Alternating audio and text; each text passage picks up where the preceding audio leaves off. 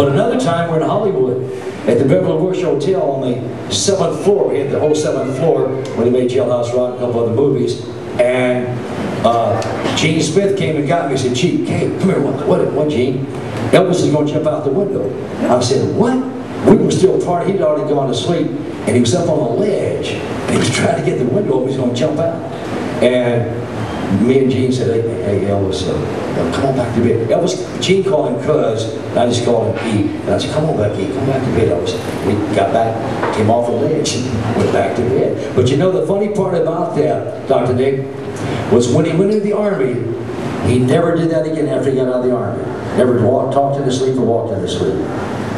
Very unusual. Never did it on tour either, yeah. But let me see. Any other questions? Yes, over here before we wrap. What was Elvis's favorite movie? Elvis's favorite movie? Yeah. Well, we asked him that a lot of times, and he would kind of hedge. He probably King Creole, because he had the best cast. He had the best supporting actors. He had Marco Curtiz, who directed Casablanca, an Academy Award-winning movie, was the director. And Carolyn Jones was in there, Walter Matthau, Academy Award-winning. They were all in that movie. The script was called A Stone for Danny Fisher. Originally, it was about a boxer in New York City, called a boxer. They changed it to New Orleans, but he would say King Creole. But he did say, ask him confidentially once. He said, also GK, he said, I liked Blue Hawaii, and he liked Viva Las Vegas for obvious reasons. Anne Margaret. You know, I'll tell you the Anne Margaret story. Unless anybody else. So we get to well, there's 2 or 3 Anne Margaret stories. One, I'll really give you the short version. When you go to make a motion picture, you know, Ronnie, that you go to the wardrobe and what fits you for the outfits you're going to wear in the movie. They take some still pictures of you, see how you look in certain outfits and all. So Elvis had met Anne Margaret that afternoon. He comes back to the house. He says, okay guys, Anne Margaret is coming over for dinner tonight. We said, oh man, great. He was high-fiving. He said, forget it. We said, what do you mean, Elvis? He said, I want you guys to get lost. We said, get lost? She was the hottest starlet in Hollywood at that time. She was red hot. So we said, get lost. He said, yeah, here's the deal. He said, I want you guys to stay in your room. When the doorbell rings, I want Gene to go to the door and take Ann to the den in there, the big round den where the Beatles were. And he said, I want you guys to get lost. I'm serious now, I mean it. We said, okay, Elvis. So he went in his room to clean up. So the den was built in a circle, and it had drapes on it. So me and Alan, Jimmy Kingsley, and Richard Davis, we went over and we pulled the drapes apart. So each one of us had a peephole, so to speak. And we were going to do some lightweight Tommen, if you know what I'm talking about. So Gene sit to. Oh, we waited a few minutes, so everything we were at 15 to 20 minutes, and we start looking in there. And we're looking at her, we're not looking at Elvis. We're saying, oh man, look at that body. Man, look at that hair. Man, look at that smile. Golly, she's great looking in person. And about that time, out of nowhere, the house, as I told you, was built in a circle. Elvis had disappeared. We didn't notice it. He'd gone into his bathroom, and he came up behind us, and he started kicking us and hitting us. Get out of here, you son of a gun. I told you not to get out of here. Get out of here. I'm going to fire one if you don't get out of here. And I started running, and there was a glass wall there. And I thought it was a door, and I hit that thing, and boom, I went and bounced back up. And he said, I'm going to kick your asses if you don't get out of here. So that was the Anne Margaret story. Then, after the first night of filming, she comes over to visit us at the Sahara. We stayed there. And the next morning at breakfast, I said, Elvis, how was it with Anne Margaret? And he said, what? I said, how was it with Anne Margaret? He said, oh, I'm not going to talk about that. I said, come on, we all started, come on, Elvis. He said, well, I'll tell you this much. He said, she almost sucked my thumb off. I don't think he meant thumb. But anyway, they hit it off, and they were very. See, that's what you get when you come to these events. Joe, I believe I'd have told that. Well, the reason I told it, because I'm getting up in years, and if I don't tell it like it is, but in my book I say thumb, T-H-U-M-B. But they became, let me tag on to that postscript, they became very good friends, very wonderful friends. Well, she was great in bed. I tell you, T, she was beautiful. She had a great personality. She didn't come on with any star attitudes at all. All the guys in the group loved Ann Margaret, and Elvis said she was his favorite co-star.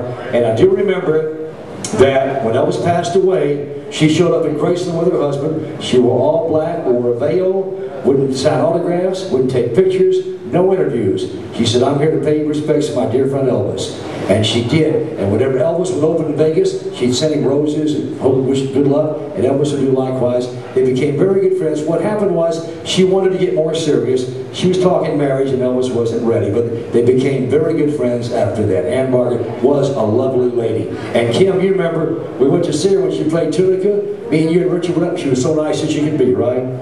Ann Margaret's a good lady. Hey, Dean Nicopolis, my man, the karate guy himself.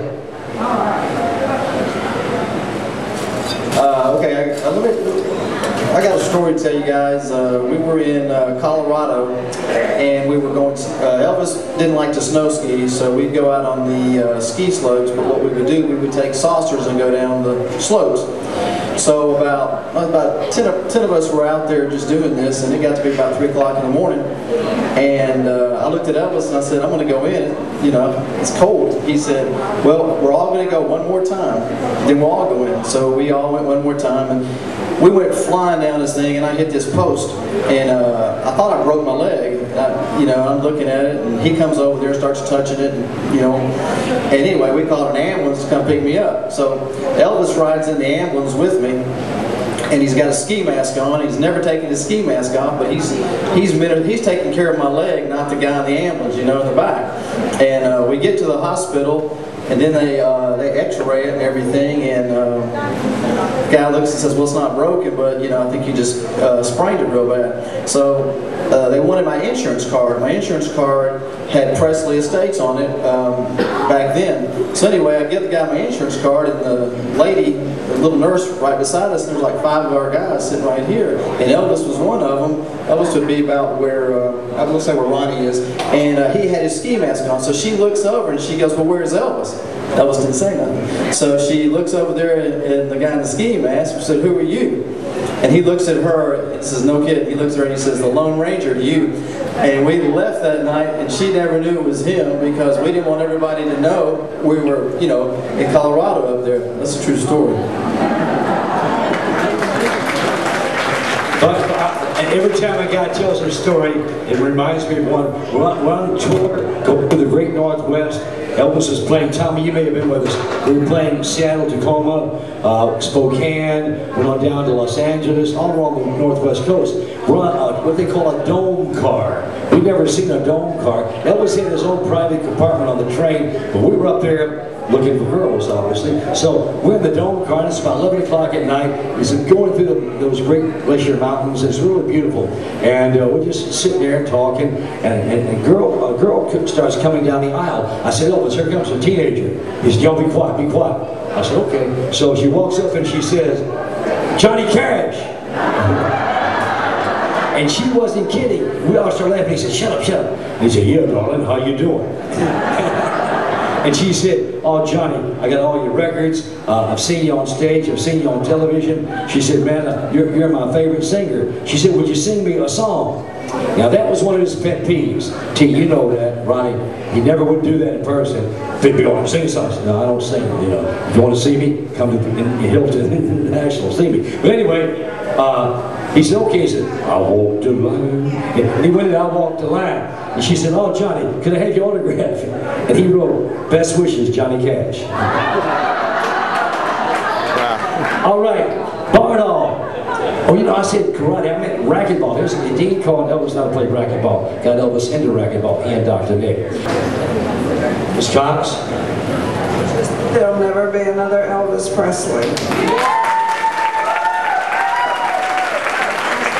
For having me, and also I just want to say, contrary to what's been said before, Elvis has not left the building. They're right. Ladies and gentlemen, I want to say this, being in the business myself, it's very hard to get entertainers to come because they're working, they're on the road during the summertime. This is when they make their money, they pay all the bills. But these two guys up here, we get TG and Ronnie McDowell, took time out to come to be with us today. They drove all the way. We don't pay a penny, we won't pay anybody appearance fee, no travel expenses, nothing. They came on their very own. T, you have a final thought.